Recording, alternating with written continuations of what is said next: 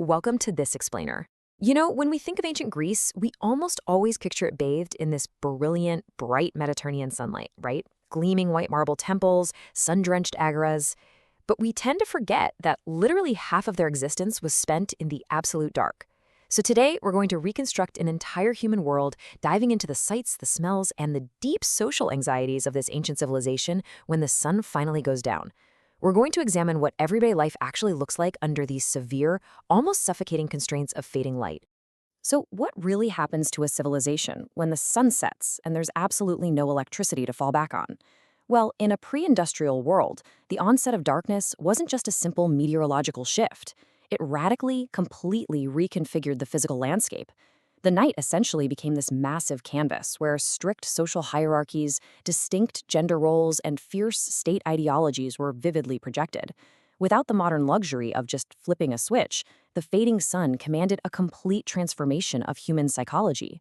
It restructured how ordinary people lived, how they worked, and how they interacted. Because of this, the daily rhythm of the ancient Greeks was intimately, unavoidably bound to the natural solar cycle. The setting sun was basically an alarm clock signaling the immediate end of agricultural, commercial, or civic work. It forced families indoors for the deepnon, the evening meal.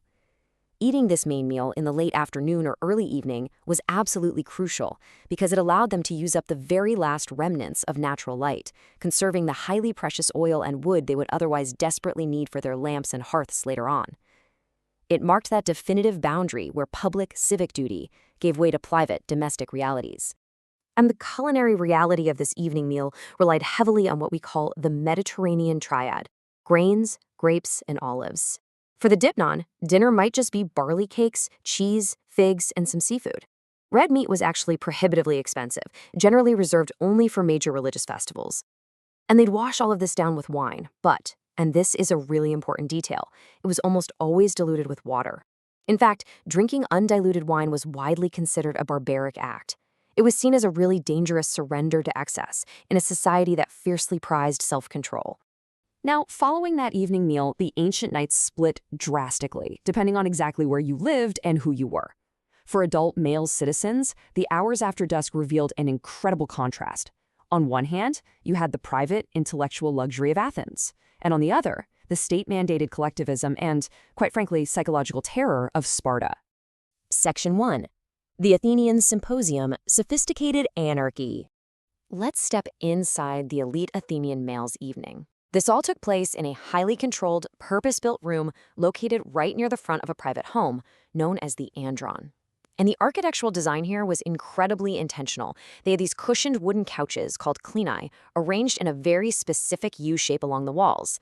This physical layout literally forced eye contact. It fostered a shared, intimate sense of equality among these reclining aristocrats, keeping the entire group's focus locked in on each other. Men would recline on their left elbows, which left their right hands completely free to eat, drink, and gesture wildly as they got deep into their debates.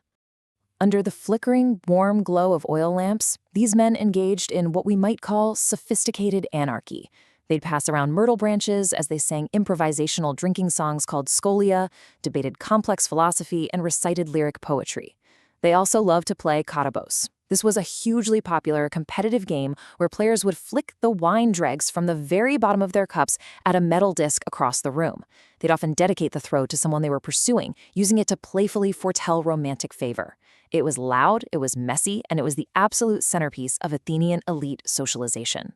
But here's the catch. Respectable, freeborn Athenian women like the host's wife or his daughters were strictly, completely barred from this space. The only female presence permitted in the andron were the hetarai. These were high-class courtesans who, unlike secluded wives, were highly educated, they played the double-piped aulos, they danced, and they were fully expected to jump right into the witty, intellectual banter of the evening. They expertly navigated the incredibly complex gender and power dynamics of the ancient Athenian night. Section 2. Sparta, the Syssitia, Collectivism and Black Broth. Now let's travel south, because dusk builds a completely different reality in Sparta. Get this, adult Spartan men were legally forbidden from dining at home with their own families. Instead, every single male citizen was required to attend the Sistia, which was a mandatory, strict military mess. And this wasn't some free meal provided by the state either. Every member had to provide exact, specific monthly contributions. We're talking 77 liters of barley, 39 liters of wine, 3 kilograms of cheese, 1.5 kilograms of figs, and money for meat. All of this was farmed by their oppressed enslaved population, the helots. If a Spartan failed to provide these exact provisions or failed to get voted into a mess club, it resulted in the total, devastating loss of his Spartan citizenship. And the culinary centerpiece of this grueling, austere evening was the infamous melazomos, or black broth.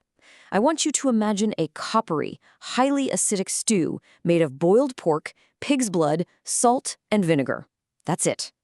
This brutal dish perfectly symbolized the extreme frugality, the intense psychological conditioning, and the raw physical resilience demanded of Spartan society. It was literally a world away from the intellectual luxury and cushioned couches of the Athenian symposium. But the harshness of the Spartan night didn't just end with the meal. After sharing military hymns and occasionally mocking drunken helots who were dragged in for cruel entertainment, Spartan men were deliberately forced to return home completely blind. While over in Athens, torches were grand symbols of wealth and status, in Sparta, the law strictly forbade men from carrying any kind of light. Darkness itself was used as a weapon of state conditioning. It was a physical tactic to force warriors to navigate fearlessly through the night, conditioning them to march totally unseen in the dark. Section 3. Women, Labor, and the Home. The Domestic Realities of the Oikos. So, while elite men were out dining, debating, or marching around in the pitch black, what about everyone else? Well, the evening for freeborn women, children, and enslaved populations was almost entirely confined within the domestic space known as the oikos. Interestingly, modern archaeology has actually corrected a lot of ancient literary exaggeration here. Male writers like Lysias often described the gymnasium, the women's quarters, as this highly segregated, locked-down vault on a second floor. But modern excavations at sites like Olynthus prove that the average home rarely even had a second floor, and there were no permanent structural barriers locking women away. Instead, families strategically used reception areas near the front door to keep visiting men out of the family's more fluid, versatile living spaces. Still, you shouldn't think of the evening in the oikos as a time of relaxing leisure. Once the day's agricultural or civic work finally ended, the nocturnal hours were heavily dedicated to intensive domestic production. It really reflects the sheer, staggering volume of labor required to just sustain a household in antiquity. Women of all social classes, working alongside enslaved individuals, would huddle around the domestic hearth. Sitting in suffocating shadows under the dim, flickering light of oil lamps, they spent hours upon hours laboring over textile production, meticulously spinning wool and weaving garments for the entire household. Section 4.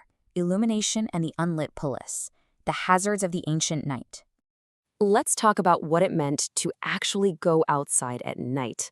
To step beyond the walls of the home was to enter a terrifying, disorienting void. There was absolutely no municipal street lighting. None. Ancient Greek cities at night were just unpaved rivers of hard-packed dirt, dust, and mud, entirely swallowed by near-total darkness on a moonless night. To push back the dark, they relied entirely on portable lighting. The technology ranged from incredibly simple folded clay bowls, often called cocked hats, to more advanced black-glazed wheel-made oil lamps that were specially designed to keep that expensive oil from seeping out. For outdoor navigation, they had to use highly dangerous resinous wood torches called lampades. And I mean dangerous. They regularly caused catastrophic fires. One of these torches notoriously burned down the massive temple of Hera at Argos. Because of this, light itself was a definitive, inescapable marker of wealth. It dictated not only what you could clearly see, but even what your home smelled like. The rich could afford to burn sweet-smelling, highly refined, expensive olive oil in their beautiful black slip lamps. But the poor? They had to make do with whatever they could scavenge. They were often forced to burn animal fat in simple shells or hollowed-out stones, choking on the rancid, offensive, smoky odor it produced, just to carve out a few hours of dim illumination before bed. And beyond the very real physical hazards of fire and tripping in unpaved streets, the darkness carried immense, deep-seated spiritual anxiety. The night was a liminal, highly dangerous time. This pervasive fear birthed specific rituals like Hecate's Deipnon. Once every lunar month, during the absolute pitch black of the new moon, families would carefully leave food offerings at crossroads. This was specifically to appease the Titan goddess Hecate and the restless, unavenged dead that she supposedly led up from the underworld, accompanied by a pack of spectral, howling hounds. What's truly fascinating is that we still see the echoes of these ancient nocturnal rhythms today. Modern Hellenic polytheists actually continue to observe the dark moon rituals of Hecate's Deipnon. They adapt the ancient practice by clearing home altars and replenishing their sacred kathiskos jars. We also see the survival in modern Greek culture with incredibly vibrant festivals that span from dusk all the way until dawn, beautifully preserving that ancient, deep-rooted passion for communal dining, music, and celebration deep into the night. So, as we leave the striking sights, the coppery tastes, and the rancid smells of this ancient civilization behind, we're really left to reflect on our own modern world. In mastering artificial illumination, we've essentially banished the physical darkness and the spiritual terrors of the unlit polis. But we really have to ask ourselves, what have we gained? And what deep, primal, communal connection to the natural rhythms of the earth have we lost, just by having the power to simply flip a switch?